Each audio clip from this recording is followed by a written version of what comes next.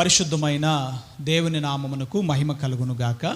చేరి ఉన్న దేవుని పిల్లలైన మీ అందరికీ మన ప్రభువును రక్షకుడునైన యేసుక్రీస్తు నామములో ప్రత్యేకమైన వందనాలు. అందరికీ వందనాలు. దేవుని వాక్యాన్ని మనం ధ్యానం చేసుకుందాం. నేటి వాక్య ధ్యానం కొరకు పరిశుద్ధ గ్రంథమైన బైబిల్లో నుంచి లూకా సువార్త 11వ అధ్యాయం 33వ వచనము నుండి ఉన్న భాగాన్ని చదివి ధ్యానం చేద్దాం. ఎవడును దీపము వెలిగించి చాటు చోటునైనను కొంచెము క్రిందనైనను పెట్టడు గాని లోపలికి వచ్చువారికి వెలుగు కనబడుటకు దీపస్తంభము మీదనే పెట్టును. నీ దేహమునకు దీపము నీ కన్నే గనుక నీ కన్ను తేటగా ఉంటే నీ దేహమంతయు వెలుగుమయమై ఉండును. అది చెడినదైతే నీ దేహమును చీకటిమయమై ఉండును. కాబట్టి నీలో నుండి వెలుగు చీకటి అయి ఉండకుండా చూచుకొనుము. ఏ భాగమైనను చీకటి కాక నీ దేహమంతయు వెలుగుమయమైతే దీపము తన కాంతి వలన నీకు వెలిగిచ్చినప్పుడు ఎలాగుండునో అలాగూ దేహమంతయు వెలుగుమయమై ఉండునని చెప్పెను. ఆమేన్. ప్రధానంగా 35వ వచనాన్ని మనం చూస్తే, నీలో నుండి వెలుగు చీకటి అయి ఉండకుండా చూచుకొనుము. నీలో నుండి వెలుగు చీకటిమయమై ఉండకుండా చూచుకొనుము.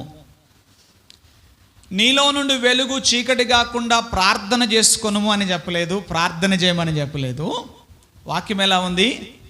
నీలో నుండి వెలుగు చీకటి అయి ఉండకుండా చూచుకొనుము. చాలాసార్లు మనం ఏం చేస్తామంటే, చేయుటకై కొన్ని పనులు దేవుడు మనకు అప్పగించినప్పుడు అవి కూడా నీవే చేయనాయనా అన్నట్లుగా దేవునికి అప్పగిస్తాం. దేవుడు మనకి నడవడానికి కాళ్ళు ఇచ్చాడు, నడవాలి. ఆలోచించటానికి మనసు ఇచ్చాడు, ఆలోచించాలి కదంటారా? కష్టించి పని చేయడానికి సామర్థ్యం ఇచ్చాడు, కష్టపడి పని చేయాలి. అలా చేయకుండా మనము చేయవలసిన వాటిని దేవా నీవే చేయమంటూ ఆయన్ని అడగటం అది సరైన విధానము కాదు. అంటే ఇక్కడ ఒక బాధ్యత దేవుడు మనకు అప్పగించాడు. నీలో నుండి వెలుగు చీకటి అయి ఉండకుండా చూచుకొనుము అని అన్నాడు. ఆమేన్. అది మన బాధ్యత. మనల్ని వెలిగించాడు దేవుడు. మనల్ని ఏం చేశాడు? వెలిగించాడు. వెలుగై ఉన్న దేవుడు మన ఆత్మ దీపాన్ని వెలిగించాడు.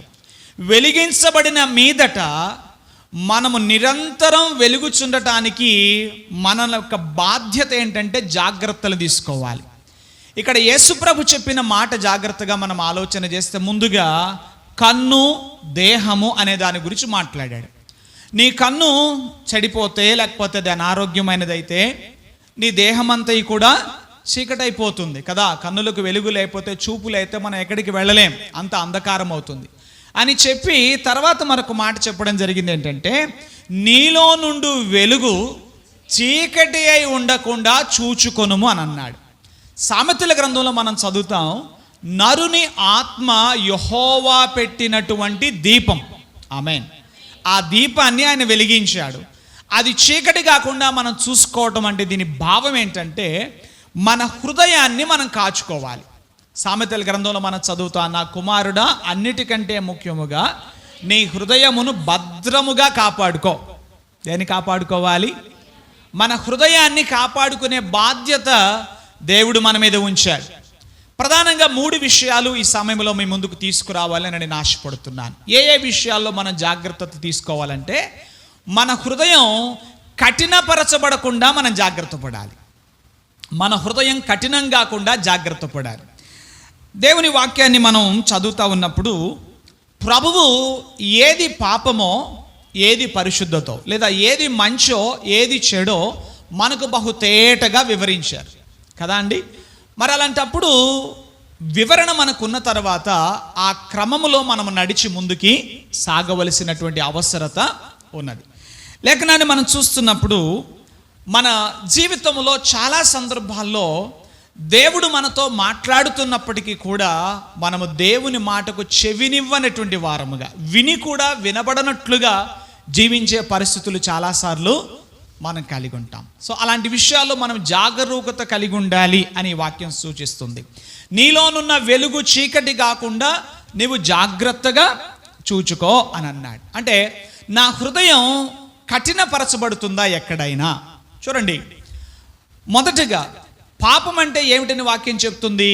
ఆజ్ఞ అతిక్రమమే పాపము అని చెప్తుంది కదా. మీకు అర్థం కావడానికి ఈ విధంగా చెప్తాను. పిల్లలు, అప్పుడే పుట్టిన పిల్లలు మెల్లమెల్లగా వాళ్ళు ఎదుగుతూ కాస్త నడిచే స్థితికి వచ్చినప్పుడు పిల్లలెవరు కూడా ఒక్కసారే పాదమంతటిని నేల మీద మోపరు. ఎందుకు మోపరు? దానికి గల కారణం ఏంటి? Hard ground. ఏంటి? కఠినమైనటువంటి ఈ భూమి మీద, గట్టి నేల మీద పిల్లలు కాళ్ళు మోపరు. ఎందుకు మోపరు అంటే వాళ్ళ అరికాళ్ళు చాలా సున్నితంగా ఉంటాయి. అరచేతుల్లో చర్మం ఎలా ఉంటుందో అరికాళ్ళ చర్మం కూడా అలానే ఉంటుంది. కాబట్టి అంత సున్నితమైన చర్మము గల పాదాలు నేల మీద మోపటానికి వాళ్ళు ముందు చాలా ఇబ్బంది పడతారు. అవునా? అయితే అలవాటు పడుతూ ఉండగా వాళ్ళు కఠినమైనటువంటి ఈ గ్రౌండ్ మీద, హార్డ్ గ్రౌండ్ మీద అడుగులు వేయడం మొదలు పెడతారు. ఆ తర్వాత జీవితంలో అవసరతను బట్టి పెరిగి పెద్దవాళ్ళు అవుతున్నప్పుడు కొంతమందిని చూస్తుంటే ఆశ్చర్యం వేస్తుంది. అక్కడ ముళ్ళున్నా కూడా నడుచుకుని వెళ్ళిపోతూ ఉంటారు. అరికాళ్ళకు చెప్పులు లేకుండా, కాళ్ళకు చెప్పులు లేకుండానే ఎర్రటెండలో తారు రోడ్డు మీద నడిచి వెళ్ళిపోతూ ఉంటారు. ఎలా సాధ్యమవుతుంది?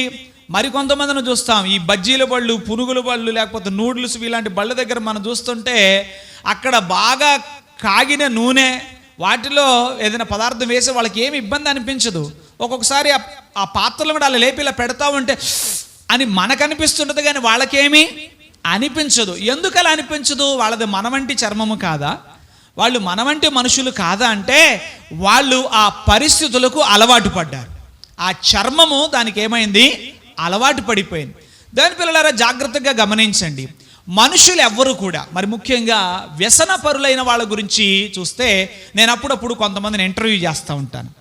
ఆ మధ్య ఒకరిని ఇలా అడిగాను, ఈ త్రాగే అలవాటు ఉన్నవాళ్ళు, మద్యం త్రాగేటువంటి అలవాటు ఉన్న వాళ్ళని ఇంటర్వ్యూ చేస్తూ మాట్లాడుతూ, మీకు ఇది ఎవరు మొదట అలవాటు చేశారు? So and so.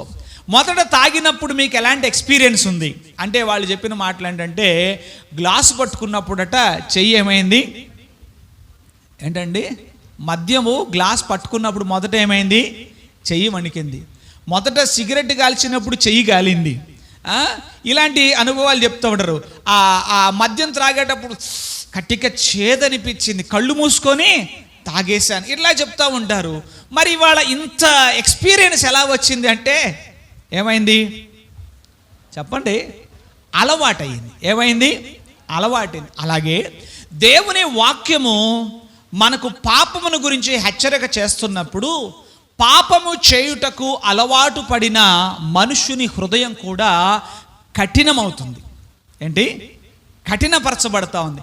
అలాగే స్కూల్ పిల్లలు, టీచర్ గారు ఫస్ట్ దెబ్బలు తినక ఎప్పుడు తిని ఎరగడు, బెత్తంతో ఫస్ట్ కొట్టగానే ఏమనిపిస్తుంది అని ఎక్స్పీరియన్స్. తర్వాత దానికి అలవాటు పడిన తర్వాత గొడ్డును బాదినట్టు బాదిన ఆ టీచర్ గారి చెయ్యి అన్నా ఇరిగిపోవాలి, లేకపోతే చేతిలో బెత్తమన్నా ఇరిగిపోవాలి, కానీ మన ఆడికి అసలు ఏమీ అనిపించదు. ఎందుకు అలాగా అంటే కఠినమైంది. ఇక్కడ ఒక సూత్రం ఏంటంటే, పాపానికి హృదయమును కఠినము చేసే శక్తి ఉంది. దేనికండి? పాపానికి హృదయాన్ని కఠినం చేసే శక్తి ఉంది. మరి వాక్యానికే శక్తి ఉంది? చెప్పట్లేదు, మీరు చెప్పేయగలరు. పాపానికి హృదయాన్ని కఠినం చేసే శక్తి ఉంటే, దేవుని వాక్యానికి హృదయాన్ని మెత్తన చేసే శక్తి ఉంది. దేవునికి స్తోత్రం. ఎంతటి కఠినమైన హృదయమునైనా దేవుని వాక్యము మెత్తన చేసే శక్తి ఉంది. అందుకనే తరచుగా వాక్యం వినమనేది, తరచుగా వాక్యము చదవమనేది దేనికోసం అంటే, దేవుని వాక్యానికి హృదయాన్ని మెత్తన చేసే శక్తి ఉంది. ఆమేన్, హల్లెలూయా. నేను ఎరుగుదును చాలామంది కఠినాత్ములు దేవుని వాక్యము చేత వాళ్ళ హృదయాలు మెత్తని చేయబడిన మీదట వారు మారు మనసు గలవారై ప్రభువుని సేవిస్తూ ఉన్నారు, ప్రభువుని గణపరుస్తూ ఉన్నారు. దేవుని పిల్లలారా గమనించండి, ఇక్కడ నీలో ఉన్నటువంటి వెలుగు చీకటి అయి ఉండకుండా నువ్వు చూసుకోవాలి. ఈ బాధ్యత నీదే. దేవుడు నిన్ను వెలిగించాడు, సత్యమును నీకు ఇచ్చాడు. ఆ సత్యమును, ఆ వెలుగును నువ్వేం చేయాలి? చీకటి కాకుండా నీవు చూసుకోవాలి. నీ హృదయం కఠినం అవ్వకుండా, అంటే పాపము చేయుటకు అలవాటు పడకుండా నీవు జాగ్రత్త పడాలి. దేవునికి స్తోత్రం కలుగునుగాక. హల్లెలూయా. హృదయం ఎక్కడైనా కఠినం అవుతుందా? ఆలోచన చేయండి. ఎవరైనా ఈ భూమి మీద మీరు ఎవరినైనా అడగండి, తప్పు చేసిన మొదటిసారి నీ ఎక్స్పీరియన్స్ ఏంటి అని అడిగితే చాలా భయపడుతూ దొంగవాడు కూడా అంతే. ఫస్ట్ ఎక్స్పీరియన్స్ దొంగతనం చేసేటప్పుడు తేలిక చిక్కిపోతాడు. ఎందుకు? ఆ తత్తర అలవాటు లేదు కదా, ఈజీగా దొరికిపో, చాలా భయం ఉంటుంది. కానీ అలవాటు పడితే ఏమీ ఉండదు. మీరు ఎవరినైనా అడగండి, తప్పు చేసినా పాపము చేసినా పొరపాటు లేదు, మీ మట్టుకు మీరు చూసుకున్నా మొదటిసారి చాలా భయం కలుగుతుంది. కానీ దానికి అలవాటు పడే కొద్ది ఏమవుతుందంటే ఆ భయము తొలగిపోతుంది. అయితే భయము లేని మనుషులు, దేవుని భయం ఒక మనిషి జీవితం నుంచి తొలగిపోతే ఆ వ్యక్తి జీవితం నాశనకరం, ఆ వ్యక్తి జీవితం దుర్భరం అవుతుంది. కనుక ఆ భయం ఎప్పటికీ అలానే మనం కాచుకోవాలి. ఆమేన్. మీరు ఎన్నిసార్లు మీ అరికాళ్ళను చూసుకొని దిగులు పడలేదా? కొంతమంది చూస్తారు అదే పని, పని ఏమీ లేనప్పుడు ఏం చేస్తారంటే కుర్చీలో కూర్చొని కాలు మీద కాలు వేసుకొని అరికాళ్ళను చూసుకొని అరిచేత్తో ఇట్టా తడుముతా ఏం చేస్తారు? ఎట్టాటి కాళ్ళు అయిపోయాయి, పాలుగారుతున్నట్టుండే నా దేహం అయిపోయింది, ఏందో నా బతుకు అయిపోయింది. ఎందుకు అలా అయ్యింది? దానికి గల కారణం ఏంటి అంటే ఏవో కొన్ని హ్యాబిట్స్కి నువ్వు అలాగ ఏమైపోయావు? అలవాటు అయిపోయావు. మళ్ళీ అది నార్మల్కి రావటం అసాధ్యమా?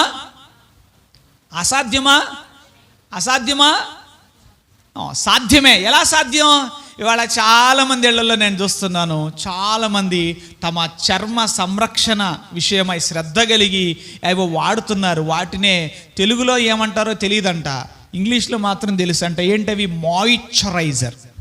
ఒకప్పుడు నాకు తెలిసినంతవరకు చలికాలం మాత్రమే రాసేవాళ్ళు మాయిశ్చరైజర్స్. ఇప్పుడు అది చలికాలం లేదు, ఎండాకాలం లేదు, వానాకాలం లేదు, అన్ని కాలాల్లో మాయిశ్చరైజర్లు రాస్తున్నారు. ఒకప్పుడు ఫెయిర్ అండ్ లవ్లీలు కేవలం బయటికి వెళ్ళేటప్పుడే మాత్రమే రాసేవాళ్ళు. ఇప్పుడు బయటికి వెళ్ళినా లోపల ఎక్కడున్నా కానీ ఏమిటి ఇవన్నీ ఏం చేస్తాయి? చర్మాన్ని మృదువుగా ఉంచుతాయి. మాయిశ్చరైజర్స్కి చర్మాన్ని మృదువుగా ఉంచే శక్తి. ఎవరు కూడా నా చర్మం కఠినంగా ఉండాలని కోరుకోరుగా. మీరు ఎవరైనా కోరుకుంటున్నారా? ముద్దుగా ఉండాలని కోరుకుంటున్నారా? మీరు ఎవరు అనుకోరు. ప్రతివారు ఎలా కోరుకుంటారు?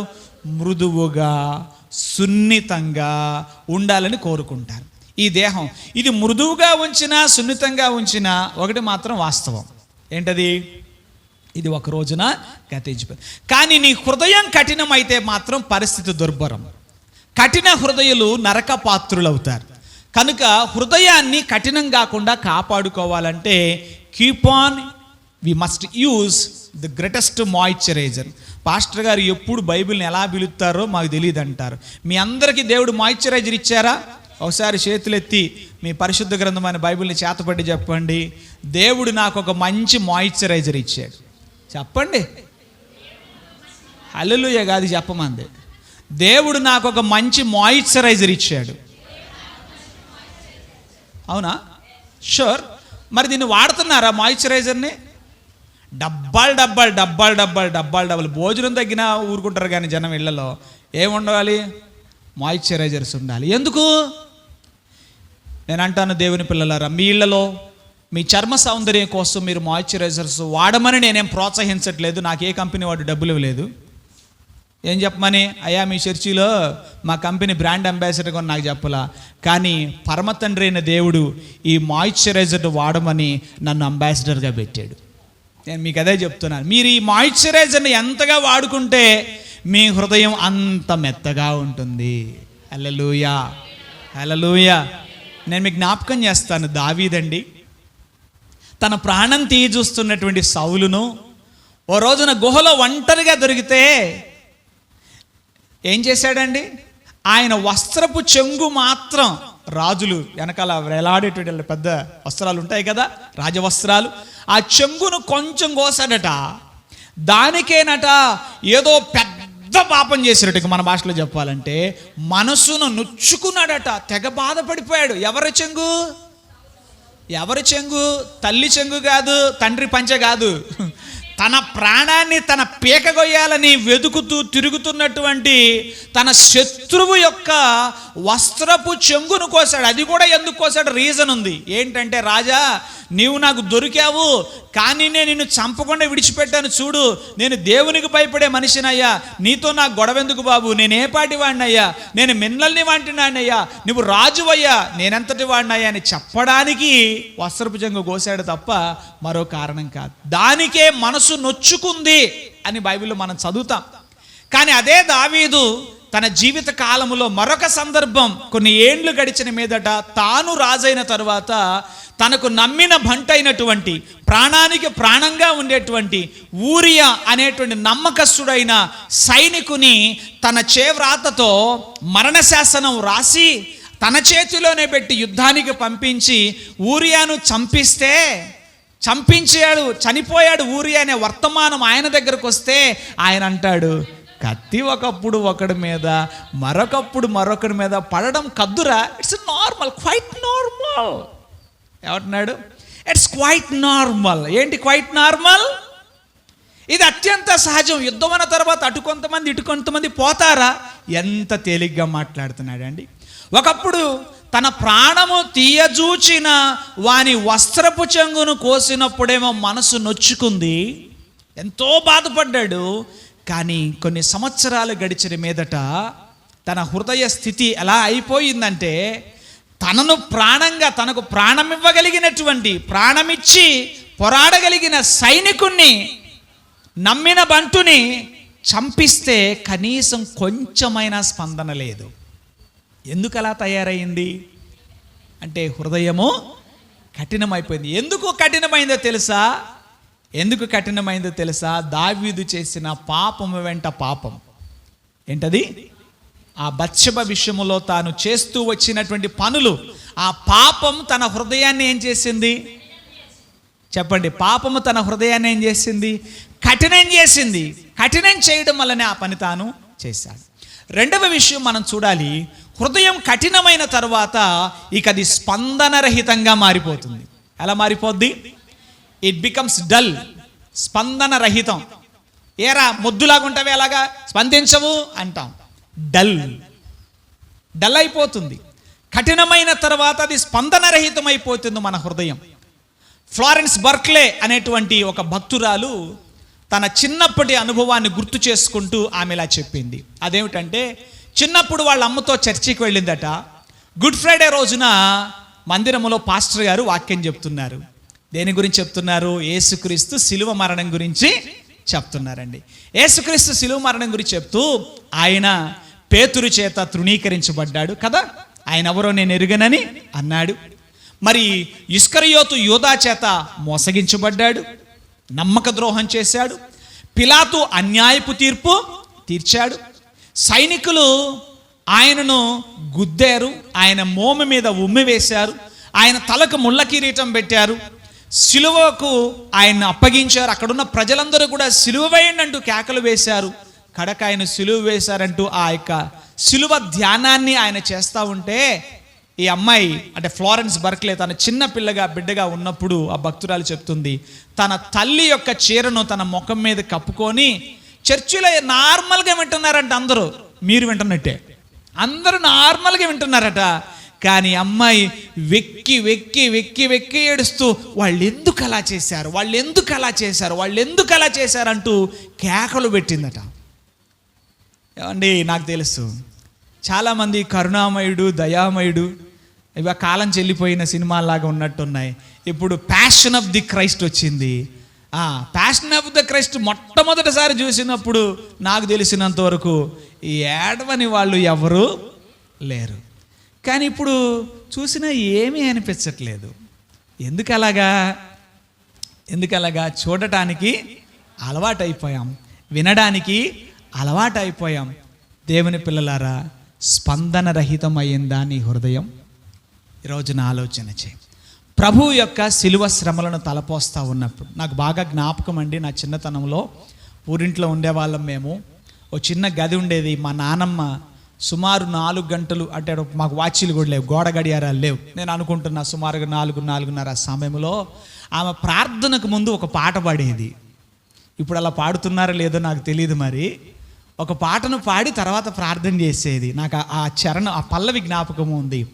కల్వారి శ్రమలను ధ్యానించునప్పుడు పగులుచున్నది హృదయం, ప్రభువాని శ్రమలను ధ్యానించునప్పుడు పొర్లుచున్నది దుఃఖం. చిన్న వయసులో మంచి గాఢ నిద్రలో ఉన్న ఆమె స్వరం ఇలా వినబడితే అలా మెలకు వచ్చేసేది. అది ఇప్పటికీ నాకు జ్ఞాపకం ఉంది. ఆ పాట పాడిన తర్వాత నాకు ఇక ఆ నిద్రలో ఉండగానే ఆ శిలువ శ్రమలు కళ్ళ ముందు కనపడేవి, ఆ గచ్చమైన తోట కనపడేది. ఇవాళ పొద్దున కూడా మందిరంలోనికి వస్తూ మన పాటల పుస్తకంలో నుంచి ఆ పాట ఉందా అని చూద్దామని చూస్తే మరొకటి ఉంది. చూడుము గెత్సేమనే తోటలో నా ప్రభువు, పాపినైనా కొరకై విజ్ఞాపన చేసేటి ధ్వని వినబడుచున్నది, పాపిని నాకై విజ్ఞాపన చేసేడి ధ్వని వినబడుచున్నది. చూడుము గెత్సేమనే తోటలో నా ప్రభువు. ఆ పాట పాడుతూ ఉంటే ఖచ్చితంగా గెత్సేమనే తోట కళ్ళ ముందుకు వచ్చి నిలబడుతుంది. ఏమండి, ఈ రోజున చాలాసార్లు దేవుని వాక్యం వినడానికి మనం ఏమైపోతున్నాం? అలవాటు పడిపోతూ ఉన్నాం, స్పందన రహితంగా మారిపోతూ ఉన్నాం. ఆలోచన చెయ్యండి, నీ హృదయం స్పందన రహితంగా ఉన్నదా? దేవుని వాక్యం ఉన్నది కదా, నీ వెలుగును చీకటిమయం కాకుండా నువ్వు చూచుకోవాలి. నీ హృదయాన్ని ఎప్పుడూ మృదువుగా మెత్తగా మెయింటైన్ చేసి, ఇవాళ శరీర సౌందర్యాన్ని మెయింటైన్ చేసేవాళ్ళు చిన్నోళ్ళు లేరు, పెద్దోళ్ళు లేరు, తెగ్గ మెయింటైన్ చేస్తున్నారండి. బాబా, నా అత్తగారి భాష వచ్చేసింది నాకు, బాబా అంటుంది. తెగ మెయింటైన్ చేస్తున్నారు బాబా. ఎవరా చెప్పరండి అండి? అందరూ ఈ వయసు అని లేదా ఆ వయసు అని ఎంత మెయింటెనెన్సో. ఆ మధ్య నాకు ఎవరు విరోధం కాదులేండి, ఎవరో సినీ తార గురించి విన్నాను, భయంకరమైన అప్పులట. ఎందుకు ఈమెకి ఇన్ని అప్పులైనాయి? సినిమా తీస్తే డబ్బులు ఇస్తారు కదా, అప్పులు ఎందుకైనాయి అంటే ఆమె మేకప్ కొరకే ఆమెకి కనీసం నెలకి లేదులేండి, ఇప్పుడు కాలం చేసి వెళ్ళిపోయింది. ఆమె మేకప్ కొరకే ఆమెకి కనీసం కొన్ని లక్షల రూపాయలు కావాలి. మెయింటెనెన్స్. ఏం మెయింటెనెన్స్? బాడీ మెయింటెనెన్స్కి ఇవాళ అందరూ కలిగి ఉన్న శ్రద్ధ ఏంటంటే everybody is much concern about their body maintenance and their stature maintenance.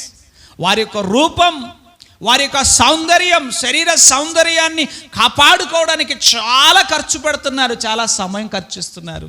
కానీ దేవుని పిల్లలారా, ఈ పునరుద్ధానపు వేళ, ఈ పునరుద్ధాన దినాన్న, ఈ ఆదివారపు ఆరాధనలు మిమ్మల్ని అందరినీ నా 2 చేతులు జోడించి మనవి చేస్తున్నాను. నేను వద్దు, మీరు తలలు దువ్వుకోవద్దు, పౌడర్లు రాసుకోవద్దు, లేకపోతే క్రీములు రాసుకోవద్దు, మీ ఇంట్లో నన్ను తీసి ఇప్పుడు దెబ్బలో కొట్టండి, లేకపోతే మీరు నరకపాత్రులు అవుతారు అనే బోధ నేను చేయట్లేదు, నేను అలా చెప్పటంలే. కానీ నా బాధ ఏంటో తెలుసా? దేవుని ఆత్మ వేదన ఏంటో తెలుసా? అంతకుముందు వాక్యం కొరకు ప్రార్థన చేస్తూ, అంతకుముందు ప్రార్థన చేస్తాను మన వాళ్ళు అంటున్నారు, ప్రభువా నువ్వు మాతో మాట్లాడు. నాలోనున్న దేవుని ఆత్మ నన్ను బాగా నొప్పిస్తున్న విషయం ఏంటో తెలుసా? నా ప్రజలు తమ శరీర సౌందర్యాన్ని మెయింటైన్ చేసుకోవడానికి వాళ్ళు పడుతున్న ప్రయాస, వాళ్ళ ఆత్మీయ సౌందర్యాన్ని కాపాడుకోవడానికి చేస్తే ఎంత బాగుంది. ఇంకా చెప్పాలంటే దానికోసం మనం ఎక్కువ చేయాలండి. దేవునికి స్తోత్రం, హల్లెలూయా. ఏమండి, ఎంత టైం పడుతుందండి మాయిశ్చరైజర్ని అప్లై చేసి రుద్దిందే ఏం చేస్తాడు? మెత్తగా అవ్వాలి. దానికోసం మరి దేవుని వాక్యము చేత ప్రతిరోజు నీ హృదయాన్ని మెత్తన చేసుకుంటున్నావా? నీ హృదయం కఠినమైనదిగా ఉన్నదా? నీ హృదయం స్పందనరహితంగా ఉన్నదా? ఆయన శిలువ ధ్యానాన్ని తలపోస్తున్నప్పుడు నీలో స్పందన కలుగుతుందా? నా కొరకేనాయా, నా కొరకేనాయా, నా కొరకేనా? ఎప్పుడు నువ్వు ఏడ్చి ఎంతకాలమైంది? దేన్ని బట్టండి? ప్రభువు నీ కొరకు చేసిన త్యాగాన్ని, ప్రాణత్యాగాన్ని తలపోసుకుంటున్నప్పుడు నీ కళ్ళ వెంట 2 కన్నీటి బట్లు వచ్చి ఎంతకాలమైంది? ఆలోచన చేయండి. నీలోనున్న వెలుగు చీకటిమయం కాకుండా చూసుకో. నీ హృదయాన్ని స్పందనరహితంగా కానివ్వకు, దాన్ని కఠినం కానివ్వద్దు. లెవెల్స్ చూడండి, మొదట కఠినం, తర్వాత స్పందన రహితం, ఆ తర్వాత స్టెప్ ఏంటంటే ఇక తిరుగుబాటు. ఏంటి? తిరుగుబాటు చేసే హృదయం. ఏమిటి తిరుగుబాటు? చెప్పండి. సత్యము తెలిసిన తరువాత ఇది రైట్, ఇది సరి అయిన మార్గము, ఇది సన్మార్గము అని తెలిసిన తరువాత ఆ సన్మార్గం గుండా వెళ్ళాలని దేవుని ఆత్మ నిన్నెంతో సంధించి నిన్ను తప్పుత్రోవ వెళ్లకుండా నిన్ను హెచ్చరిస్తున్నప్పుడు మీరు చూడండి, మీరు ఎప్పుడైనా మీకు ఇలాంటి అనుభవాలు ఉన్నాయా? కొన్ని దృశ్యాలు నాకు చూస్తున్నప్పుడు చాలా బాధ అనిపిస్తుంది. కొంతమంది తల్లిదండ్రులు తమ బిడ్డల భుజాల మీద చేవేశారే, నాన్న నా మాట వినరా, ఇవాళ ఈ ప్రయాణం వద్దురా, వెళ్ళొద్దు నాన్న, ఎందుకో నా మనసు శంకిస్తుందిరా, నా గుండె పిండివేయబడుతుందిరా, ప్రభువు నన్ను దర్శించాడరా, వద్దురా నాన్న, ప్లీజ్ ప్లీజ్ ప్లీజ్ అంటుంటే వెళ్ళిపోతున్న వాళ్ళని భుజం మీద చెయ్యే సాపుతుంటే భుజాన్ని విదిలించుకొని వెళ్ళిపోయి ఎంతమంది లేరు? మీకు అలాంటి అనుభవాలు ఎప్పుడైనా ఉన్నాయా?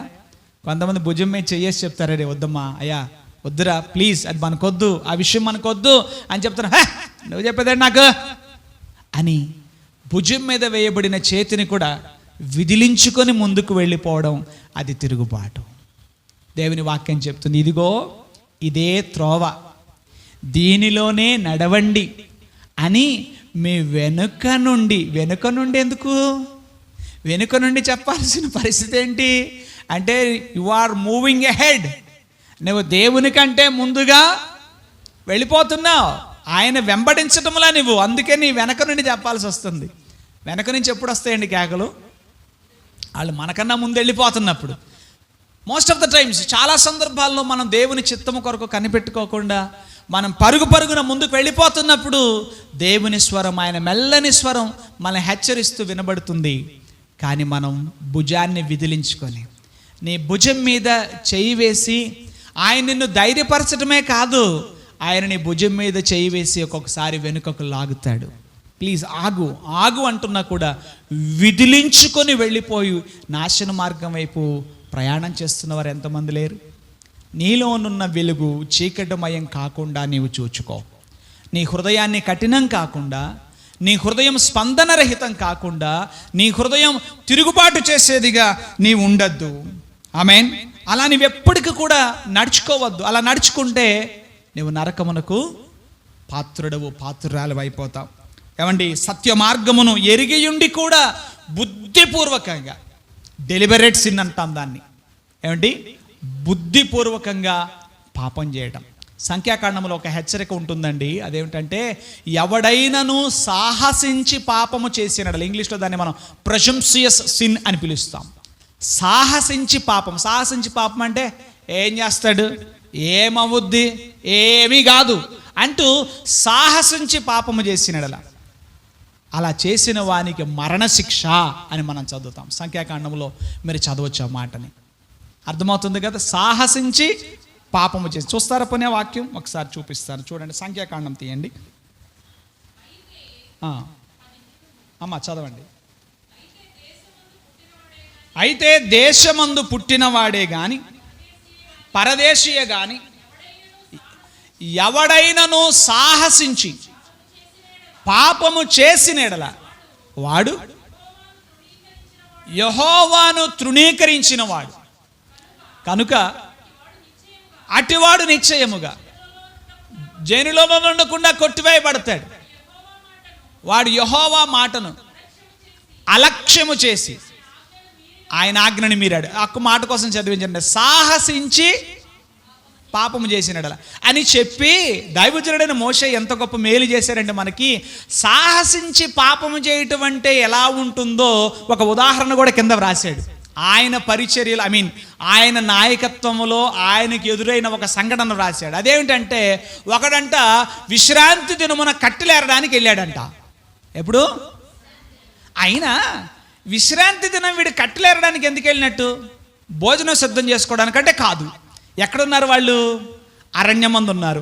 అరణ్యమందు 40 సంవత్సరాలు దేవుడు వాళ్ళని ఏం చేశాడు? ఆకాశము నుండి మన్నానిచ్చి పోషించాడు. సో వాళ్ళకి వండుకునే పని లేదు. మరి వండుకునే పని లేనప్పుడు ఎందుకు కట్టలేరినట్టు? ఆలోచన చేయండి. అయిన ఆజ్ఞ ఉంది కదా. ఏమని ఆజ్ఞ ఉంది చెప్పండి? విశ్రాంతి దినమున మీరు ఏ పని చేయకూడదు, పరిశుద్ధంగా దాన్ని ఆచరించాలి. ఒకవేళ ఎవరైనా సాహసించి పాపం చేస్తే మరణశిక్ష అని కూడా ఉంది. అన్న ఆ మాట తెలిసిన తర్వాత కూడా ఏం చేశాడో కట్టలేరడానికి పోయాడు. అంటే ఇతను ఏం చేసినట్లు? సాహసించి, అంటే ఇది తప్పిదము, ఇలా చెయ్యకూడదు అని తెలిసిన తర్వాత కూడా ఆ పని చేస్తుంటే అది సాహసించి చేసినట్టేగా. ఎవడో చూశాడు, పట్టుకున్నాడు. అయ్యగారు, మోషే గారు, మీరు చెప్పారు విశ్రాంతి దినం పరిశుద్ధంగా ఆచరించాలని, ఈయన ఆ రోజే కట్టలేరడానికి పోయాడండి అని పట్టుకొచ్చారు. పట్టుకొస్తే మోషే ఇమీడియట్గా మరణశిక్ష విధించలా. ఇతని విషయమై దేవుడేమి సెలవిస్తాడని కావలిలో ఉంచి ప్రార్థన చేశాడు. ప్రభువా, ఇతనికి ఎలాంటి తీర్పు తీర్చాలి, ఏం చేయమంటావు అంటే ప్రభు చెప్పాడు ఖండితంగా వాడు మరణశిక్ష పొందాలన్నాడు. మనకు బైబిల్ చదువుతుంటే క్రైస్తవ వ్యతిరేకులు ఉంటారే, బైబిల్ని ద్వేషించే వాళ్ళు ఈ మాట పట్టుకుంటారు. ఏ మాట వరకు? చూడమ్మా బైబిల్ దేవుడు ఎంత కఠినాత్ముడమ్మా, ఎంత కఠినాత్ముడు. అమ్మ బాబోయ్, ఊరిని అనట పొల్లేరటానికి పోతే మరణశిక్ష వేశాడట. ఎవరు? దేవుడు. ఆ మోషే. ఇదమ్మా బైబిల్ దేవుడు. అయ్యో బైబిల్ దేవుడు ఇది అని చెప్తున్నారు. ఈ పచ్చమొకాలకేమో బైబిల్ సరిగ్గా చదవనాడు. అవునా, మన దేవుడు అంత కఠినుడా? అయ్యా, మా పాస్టర్ గారు ఎప్పుడు చెప్పలే, ఎప్పుడు కరుణామయుడు దయామయుడు అని చెప్తాడు పాస్టర్ గారు. ఎంత కఠినుడా దేవుడు? వాక్యం సరిగా చదువు, సందర్భం ఏంటో చదువు. ఆ సందర్భం ఏంటి? సాహసించి పాపం చేసిన సందర్భం అది. ఏ సందర్భం? సాహసించి పాపము చేసిన సందర్భం. సమాజానికి ఒక హెచ్చరికగా ఉండడానికి ఆజ్ఞ ఇచ్చిన తర్వాత కూడా, దీనికి మరణశిక్ష ఉందని తెలిసిన తర్వాత కూడా బుద్ధిపూర్వకంగా వెళ్ళిపోయాడు వాడు. అర్థమవుతుందా? కనుక ఇలాంటి పరిస్థితి ఎప్పుడు వస్తుందంటే తిరుగుబాటు. హృదయం కఠినమవుతుంది, స్పందనరహితమవుతుంది, తర్వాత తిరుగుబాటు చేసే స్థాయికి వెళ్ళిపోతుంది. నీలోనున్న వెలుగు చీకటి కాకుండా చూచుకో. సో ఈరోజు ప్రభు మనకు నేర్పించిన మంచి పాఠం ఏంటి చెప్పండి? యేసయ్య ఈరోజే కాదు ఎప్పుడో ఇచ్చాడు. నాకు ఒక మాయిశ్చరైజర్ ఇచ్చాడు. ఎందుకు? నా హృదయాన్ని మెయింటైన్ చేసుకోవడానికి. అందరూ చెప్తారా? ప్రభువా, నా హృదయాన్ని, కాస్త ఇంగ్లీషు కాస్త తెలుగు, మెయింటైన్ చేసుకోవడానికి నీవు నాకు ఇచ్చిన మాయిశ్చరైజర్ కొరకు, ఈ మంచి క్రీమ్ కొరకు నీకు స్తోత్రాలు. రోజు రాసుకుంటారా? ఒక పూట? అయ్యో అయిపోద్దా? నీ బతుకంతా రాసినా కూడా ఈ క్రీమ్ అవదు. హల్లెలూయా. నీ హృదయాన్ని నువ్వు ఎంత తరచుగా ఈ మాయిశ్చరైజర్ను ఉపయోగించి నువ్వు మెత్తన చేసుకుంటావో నీవంత ధన్యురాలు. మన హృదయాన్ని సున్నితంగా కాపాడుకుందాం. మనలో ఉన్న వెలుగు చీకటిమయం కాకుండా చూచుకుందాం. ప్రార్థన చేసుకుందాం. అందరూ తలలు వంచండి, కన్నులు మూయండి. మిక్కిలి ప్రేమ, కృపా, కనికరములు కలిగిన మా ప్రియ పరలోకపు తండ్రి, మీ పరిశుద్ధమైన ఘనమైన నామానికి స్తోత్రాలు, వందనాలు చెల్లిస్తున్నాం. ఈ ఉదయకాలం మాతో మీరు మాట్లాడిన ప్రతి మాట కొరకు స్తోత్రం. జీవము గల మీ ఉపదేశం కొరకు స్తోత్రం. దేవా, మా దీపమును, ఆత్మదీపమును నీవు వెలిగించావు. వెలిగించిన మీదట ప్రభువా, మాలోనున్న వెలుగు చీకటిమయం కాకుండా చూచుకోవాలని, అలా చూచుకోవడానికి కావలసిన ప్రభువా ఏర్పాట్లను నువ్వు చేసినందుకు స్తోత్రము. నిరంతరం ప్రభువా నీ వాక్యము చేత మేము పోషించబడుతూ నీ స్వరమును వింటూ మా ప్రభువా దేవా, మా హృదయాన్ని బహు జాగ్రత్తగా కాచుకొనుటకై సహాయం చేయండి. కఠినం కాకుండా, స్పందనరహితంగా మిగిలిపోకుండా, తిరుగుబాటు చేసేదిగా ఉండకుండానట్లు నిరంతరం నీ వాక్యము చేత ప్రభువా పోషించబడుతూ, మెత్తన చేయబడుతూ ప్రభువా ఈ దీపము ఆరిపోకుండా ప్రభువానికి స్తోత్రము, నీ ఆత్మ తైలము చేత నింపబడుతూ ప్రభువా నిత్యము వెలిగేటువంటి వారముగా, దేదీప్యమానంగా ప్రకాశించే కృప నీ పిల్లలంగా మా అందరికీ దయచేయమని మా రక్షకుడును మా ప్రభువునైన యేసుక్రీస్తు నామమున ప్రార్థన చేసి బ్రతిమలాడి వేడుచున్నాము మా పరమ ప్రియ తండ్రి. ఆమెన్.